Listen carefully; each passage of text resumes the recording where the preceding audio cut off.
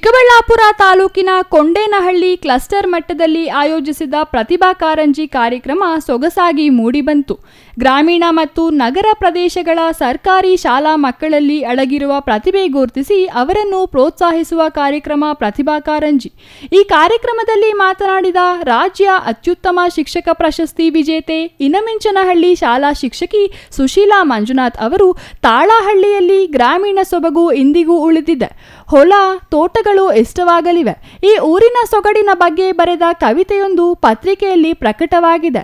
ರಾಜ್ಯ ಪ್ರಶಸ್ತಿ ಬರಲು ಈ ಗ್ರಾಮವು ಒಂದು ಕಾರಣ ಎಂದರು. ಕೊಂಡೇನಹಳ್ಳಿ ಗ್ರಾಮ ಪಂಚಾಯಿತಿ ಸದಸ್ಯ ಡಿಟಿ ಆನಂದ್ ಮಾತನಾಡಿ, ಕೊಂಡೇನಹಳ್ಳಿ ಮತ್ತು ಹೊಸಉಡ್ಯ ಎರಡೂ ಪಂಚಾಯಿತಿಗಳ ಮಟ್ಟದಲ್ಲಿ ಸುಮಾರು 10 ಶಾಲಾ ಮಕ್ಕಳು ಪಾಲ್ಗೊಂಡು ಅತ್ಯಂತ ಯಶಸ್ವಿಯಾಗಿ ನಡೆಸಿದ ಪ್ರತಿಭಾ ಕಾರಂಜಿ ಕಾರ್ಯಕ್ರಮ ಮೊದಲ ಬಾರಿ ನಮ್ಮೂರಿನಲ್ಲಿ ನಡೆಯುತ್ತಿರುವುದು ಸಂತಸ ಉಂಟು ಮಾಡಿದೆ. ಮಕ್ಕಳ ವೇಷಭೂಷಣ, ಹಾಡು, ನೃತ್ಯ ನೋಡಲು ಖುಷಿ ತಂದಿತು ಎಂದರು.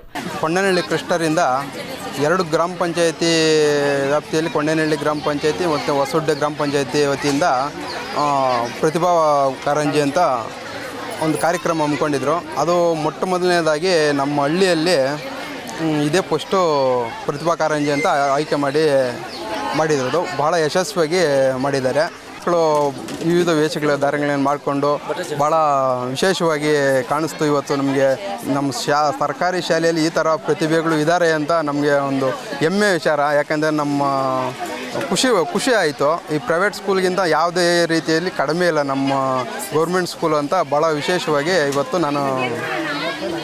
ವೇದಿಕೆಯಲ್ಲಿ ಪ್ರಾಥಮಿಕ ಶಾಲಾ ಶಿಕ್ಷಕರ ಸಂಘದ ಜಿಲ್ಲಾಧ್ಯಕ್ಷ ನಾರಾಯಣಸ್ವಾಮಿ, ಕೊಂಡೇನಹಳ್ಳಿ ಗ್ರಾಮ ಪಂಚಾಯಿತಿ ಅಧ್ಯಕ್ಷ ವೆಂಕಟೇಶ್, ಸದಸ್ಯ ಸತೀಶ್, ನಾರಾಯಣಸ್ವಾಮಿ, ಮುಖ್ಯ ಶಿಕ್ಷಕ ಮೋಹನ್ ಇನ್ನೂ ಹಲವರು ಹಾಜರಿದ್ದರು. Nandakumar, CTV news, Chikkaballapur.